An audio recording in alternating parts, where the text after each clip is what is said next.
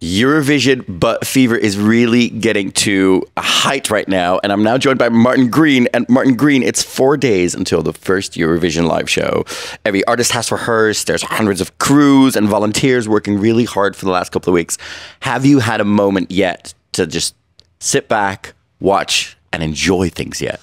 I do, because I make sure, but first of all, hi. It's nice Hello, hi. I do, because I make sure that I do, because it would be a great shame if I was just busy doing all the things I have to do and looking after the team and didn't take at least one moment every day to go into the arena and sit with everyone and just watch what was going on. You know, ultimately, it's why we do what we do.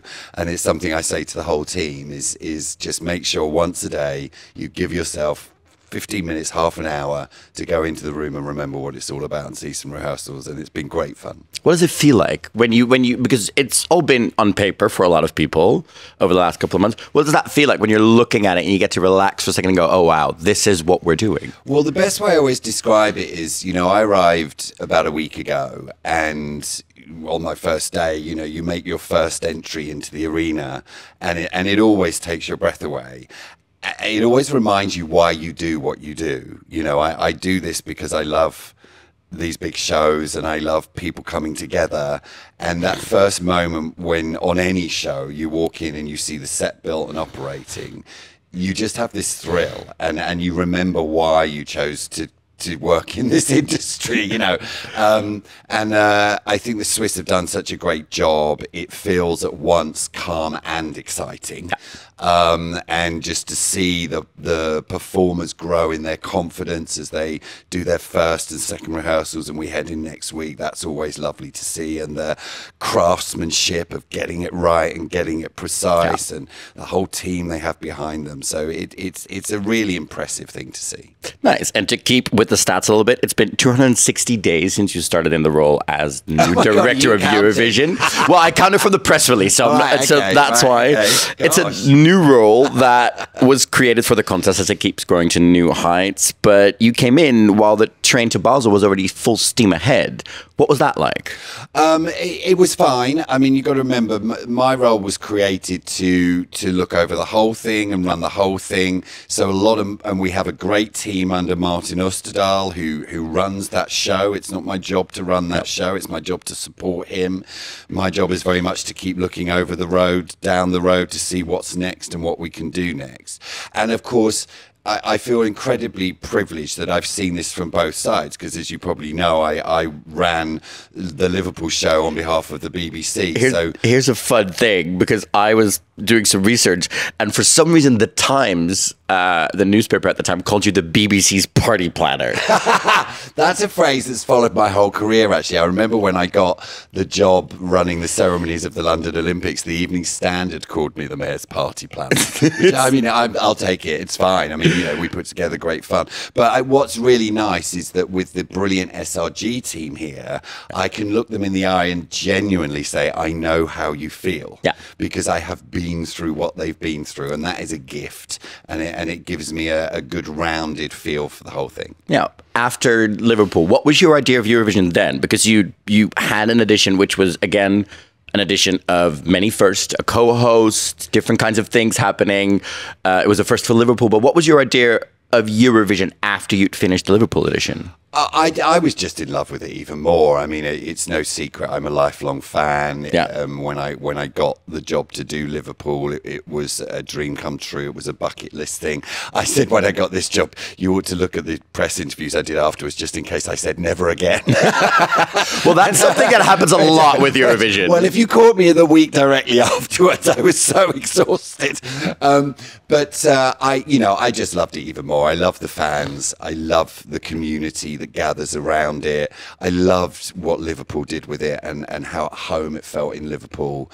And the great thing with this show is that each city, each host broadcaster moves it on a little bit. Yeah. You know, and that's always great to see. So here we are in Basel, and there's lots of innovation here too. And I think people are going to have a great week next week. Yeah, it feels like Eurovision after after 70 years, after maybe a bit of second puberty, is now growing into its new adulthood and where we are standing now. Does it feel that same way to you? It's an interesting way to put it. I think, again, because we deal with pop music by its very nature just moves on, right? And it seeks the next thing and what it wants to sing about and celebrate.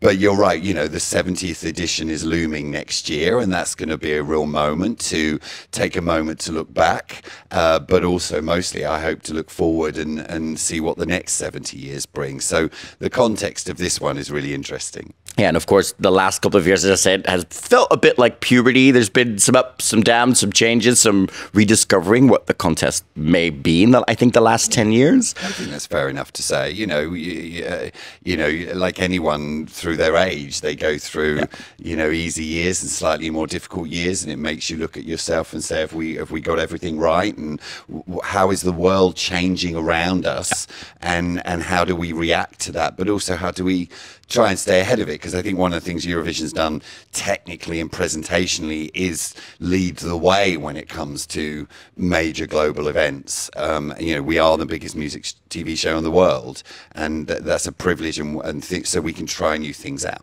Yeah, that even says so on the official CD now. We have a copy with us where it says world's largest music show. Whose idea was that to put the stamp on it, like now?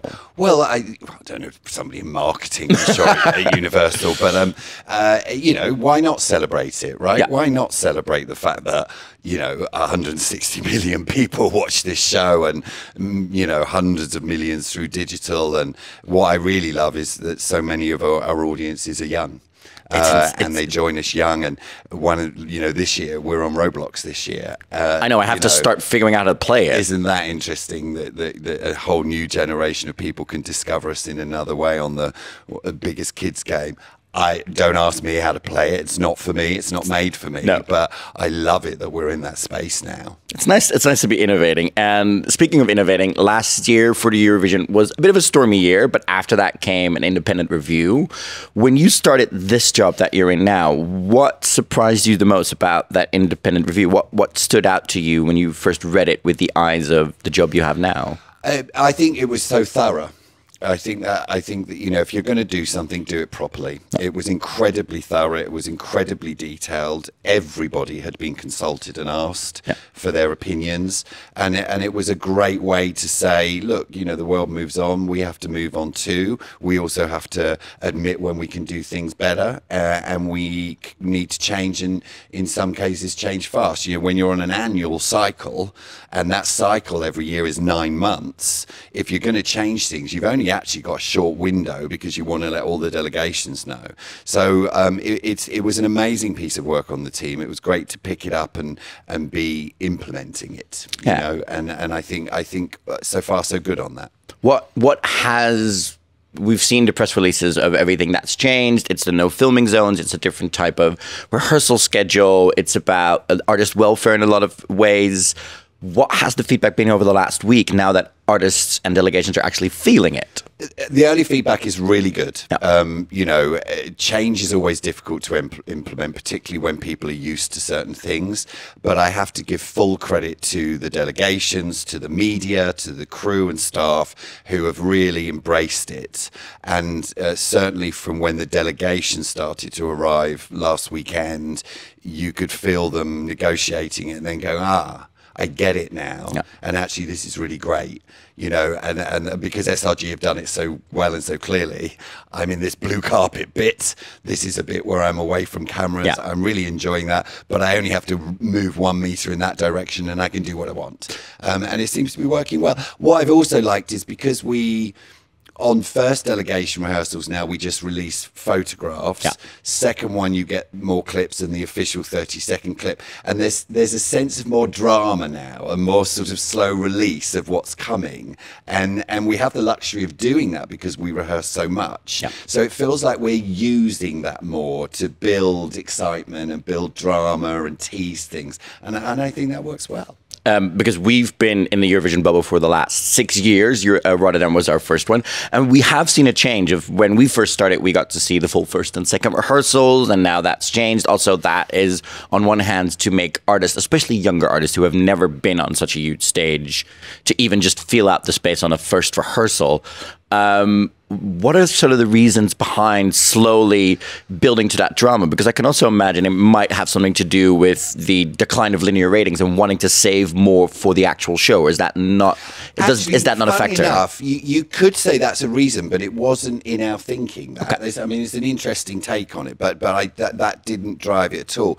Look, you know, I've worked on a lot of big global shows. I have to say that when I was doing Liverpool, I was kind of shocked that the amount of access everybody had to these. You know, most of our artists are emerging artists. They've not performed on a stage that well. So, you know, I did opening ceremony Olympic Games.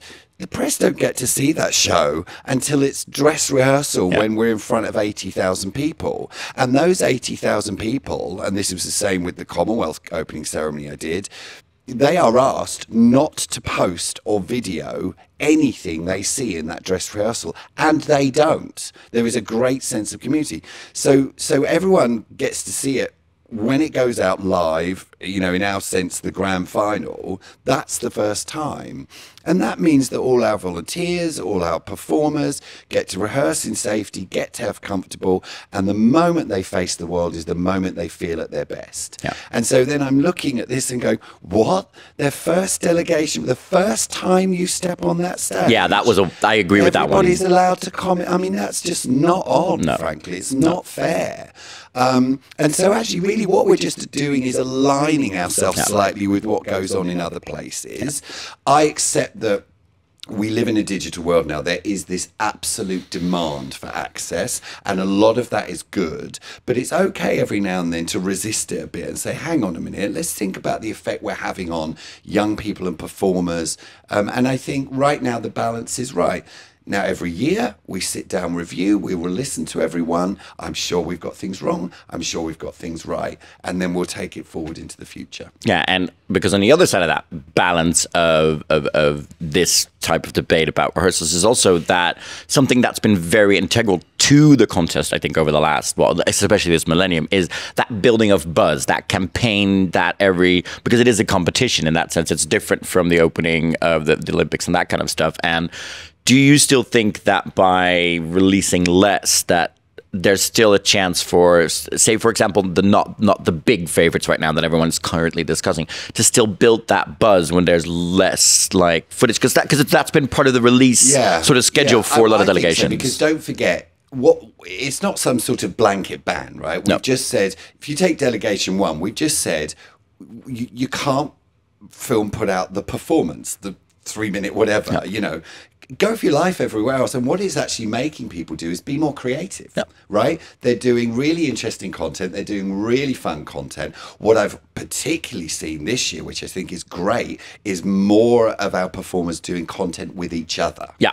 And, you know, they are a rowdy bunch. We are united by music, right? We are here to bring people together. And there's nothing I love more than seeing the performers mucking about with each other and creating content.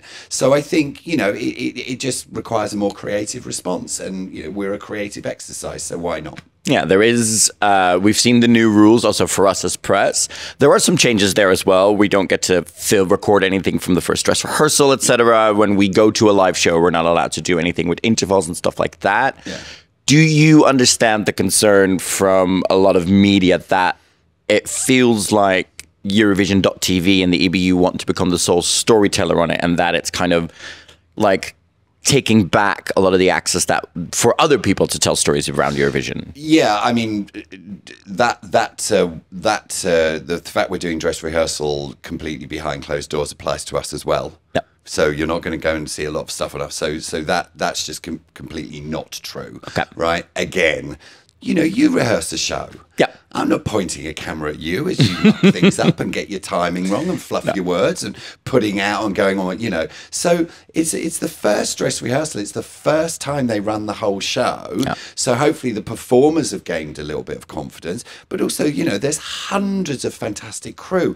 They want the world to see their best, and not when they're still, you know, engineering it. So it's just, I think it's just about respect. Yeah. You know, and then we've got 2 more dress rehearsals, which is open season, and then you've got the grand final. So it's not like there's a lack of opportunity. And again, I think from our media friends, we'll just see more creative ways of building the excitement and building what's going on. Basel as a city are doing amazing stuff. There's loads of stuff going on next week. So if anything, what it might do is it might allow more of the city activity to be seen and some more other stories to be told. Yeah.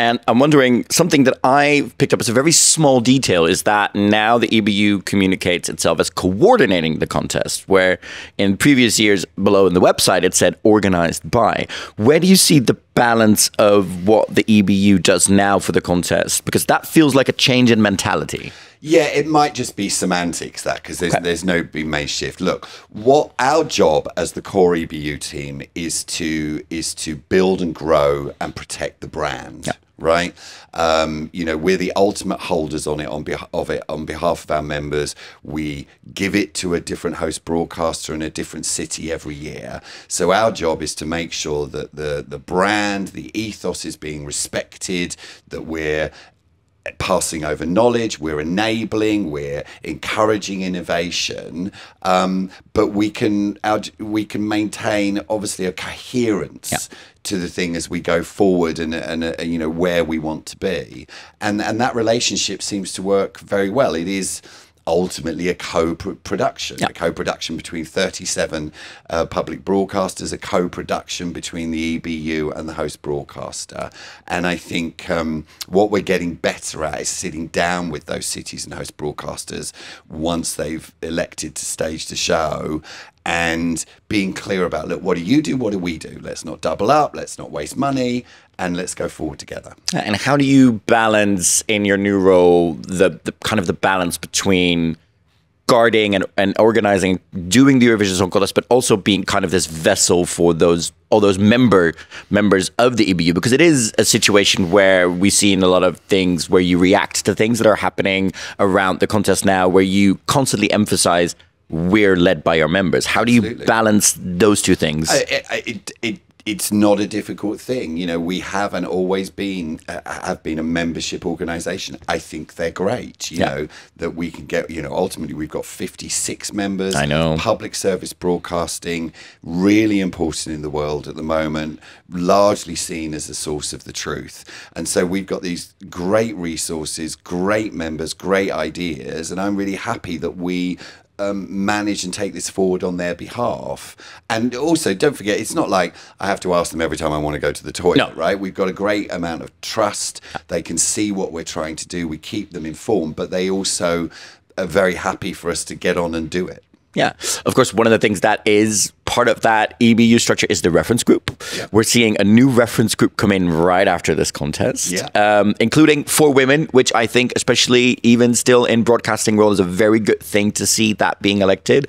However, there was some concern that, at least except for Croatia, there's not a lot of Eastern European representation in that reference group, and that has been a concern, I think, over the last couple of years of fans, delegations, everyone, of how do we keep their voices being heard in terms of their concerns who might be different from the broadcasters in Western Europe. How are you trying to make that happen? There's 2 things. I think the current and the new chair are both hyper aware of that, and will do everything they can to you know, keep that balance. I think the other thing is the structure of the reference group's important. It's a great place where we can talk to people who are acting on behalf of the other members.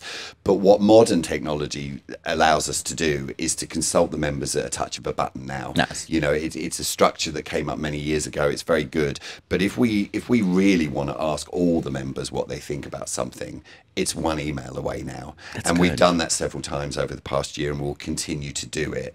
But I'm sure that the new chair, Anna Maria, will be looking at how we make sure that we geographically maintain balance. You're absolutely right. It's great to see more women on there. We really want to strive for that kind of balance and diversity in there.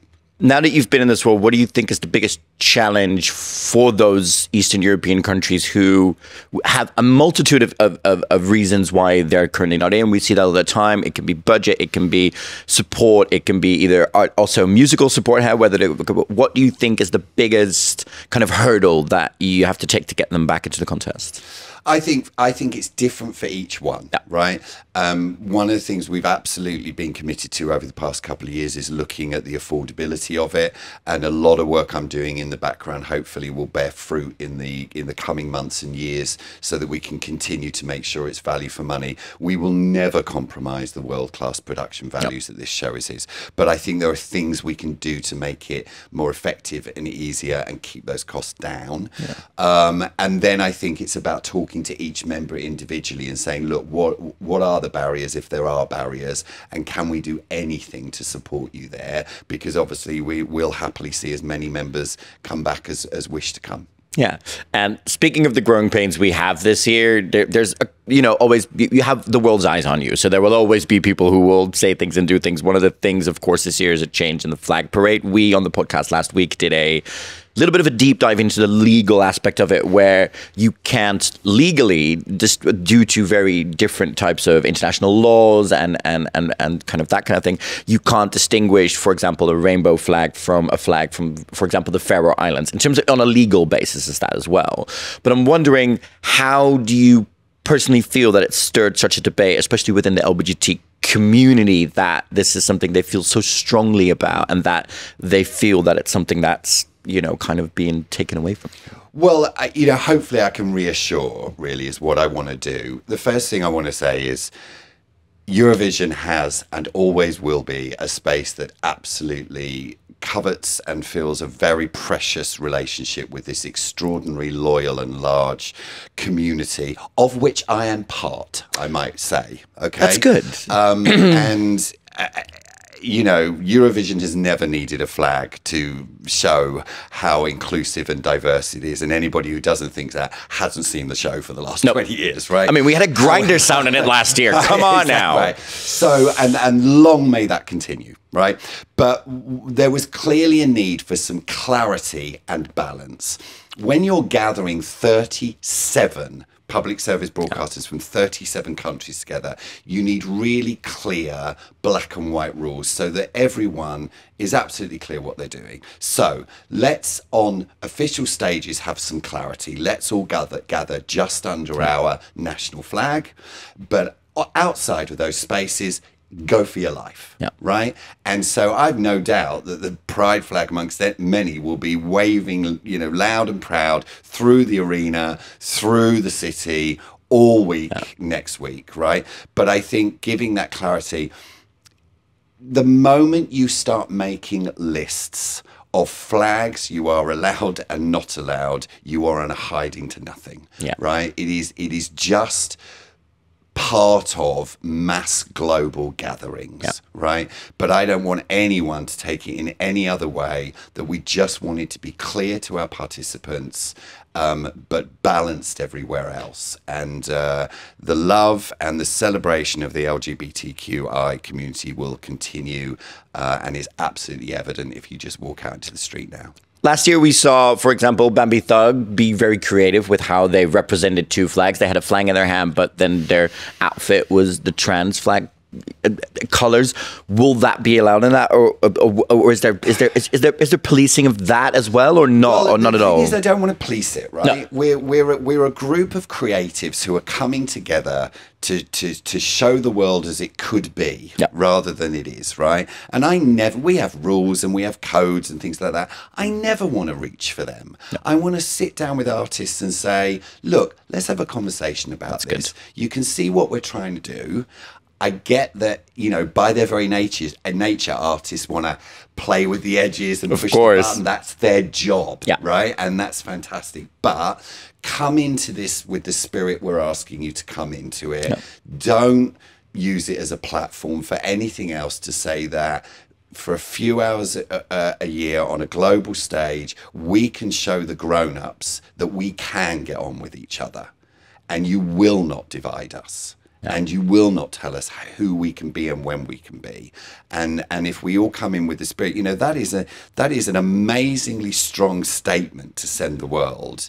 and let's all gather around that rather than anything else. Yeah.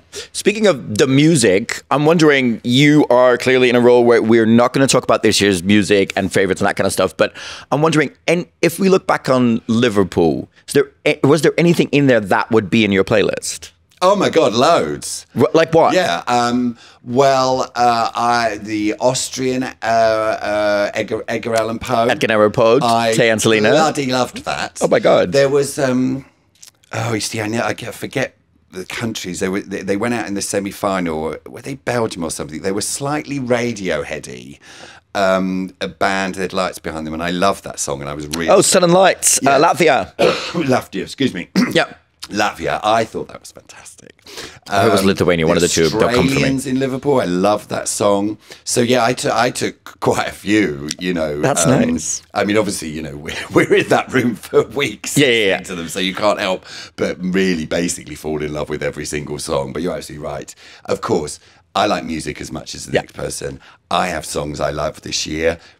I would never say anything about that because it's my job to be neutral, and that's part of my professional job. But don't think that we don't all sit there going, "Wow, I really like that." Is there any earworms, like, without saying which ones? Where you leave the venue at tonight and you go like, But what I'm really good at, and I did it the other day with a song, is I was walking through the venue and I was singing it, and then one of my team pointed out that I'd got the words completely wrong. When you hear the wrong words, you think it's saying, and I was like, proudly singing this song. They went, "That's not the words." Do you feel proud that this year 25 out of 35 songs are not in the English language, and that's where the contest is growing back to? It's really good.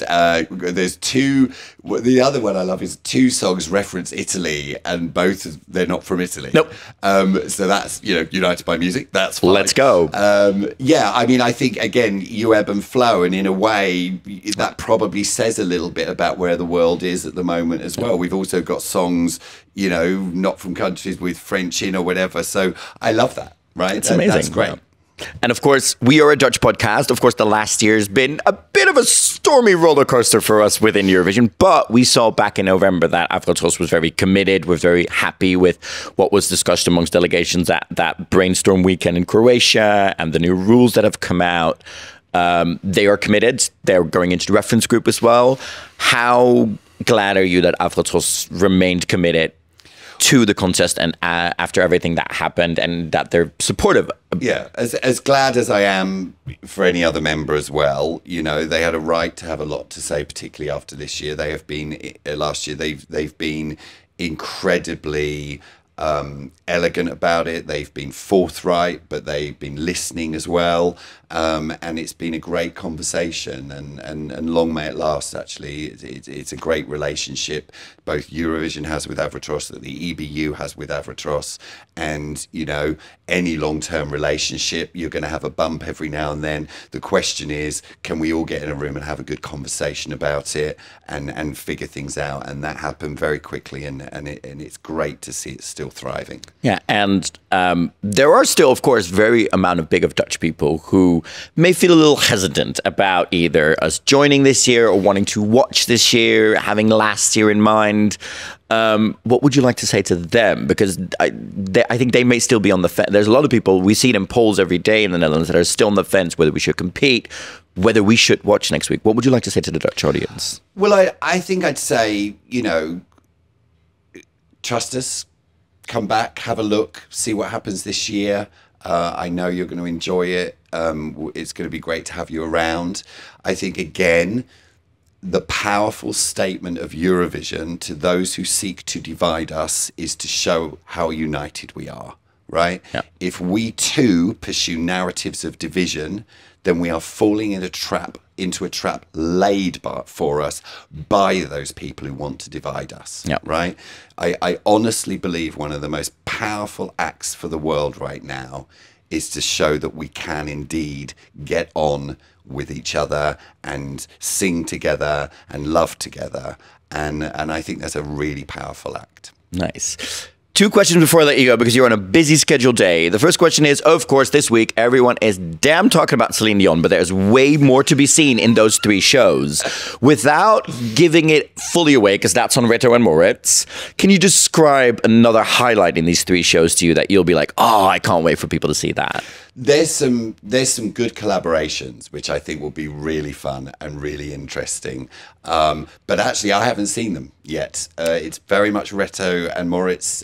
You've not seen any of those rehearsals? It's Martin, very much still Martin Österdahl's show. He runs this show on our behalf. So I've been doing lots of other things. So I become like a fan then as well. Nice. I almost purposefully avoid them if I don't need to see it, because I want the joy of seeing it for the first time too. So where is it? Come Monday, you know, I'll be surprised. But obviously I know the content, and I think there's some great collaborations. And I think visually the thing just looks gorgeous in there. They've got a lot of kit and they're having a lot of fun. Nice. What's your dynamic like with Martin Österdahl? We've interviewed him once or twice, but how would you describe your dynamic? Again, you know, we had a great time working together in Liverpool when I was on the other side, when I was on Moritz and Reto's side, and we got a great relationship going there. And then, you know, he was completely positive about the change in the team and my role being created, and I've been very respectful that you know, his job is to get this show on from our side. That's not my job. My job is to support him, and just personally, we just get on, right? He's a good bloke. Martin. Do you feel like his boss? Are you his boss? I am his boss. How does well, but does it feel like that when you work together? I think good leadership is about never feeling like that, right? I have a great team. The whole team is exemplary and brilliant. But I think that there was a recognition that the show had got bigger than the team running it, and I hope that what they feel is they feel protected, they feel managed, they feel that there's more of a strategy there, and it just feels a bit more coherent. And also, frankly, I'm here to take some of the weight off their shoulders so that they can concentrate on the job that they're supposed to do. Nice.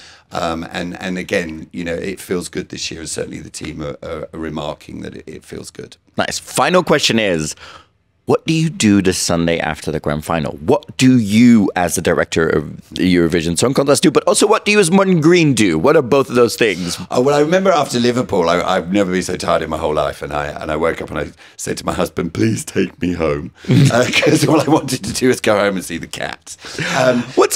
You have one cat, multiple cats? I have one cat. Her name is Lucy. She hates me. Why? Well, because that's the job of a cat, isn't it? We're in their world. Yeah. She loves him and hates me. But that's what they do. Yeah. Look, you know, hopefully you're waking up late, tired and happy, knowing that we've delivered a fantastic Eurovision, and you can have a few days to catch your breath, but not long, because then we start again, and we've got some really exciting stuff coming up over the next year, I hope, and we're obviously working towards our 70th anniversary celebration in 26. Big party. We'll also obviously know where we're going on that Sunday morning. It's usually a really nice day to take a breath and reflect, and get some rest. Martin Green, I think we're gearing up for a very cool, interesting, innovative, changing Eurovision, a year where we will have to accept some of the growing pains, because as you said, we've done this for 69 years and we've gotten used to things. Artists and delegations, fans have gotten used to things. It's changing, it's growing, but the Eurovision Song Contest feels like it's in a good shape. And thanks for taking some time out to come and chat with us, and let's go see what it brings this week. I'm so excited. Thanks so much. It's lovely to see you. Thank you.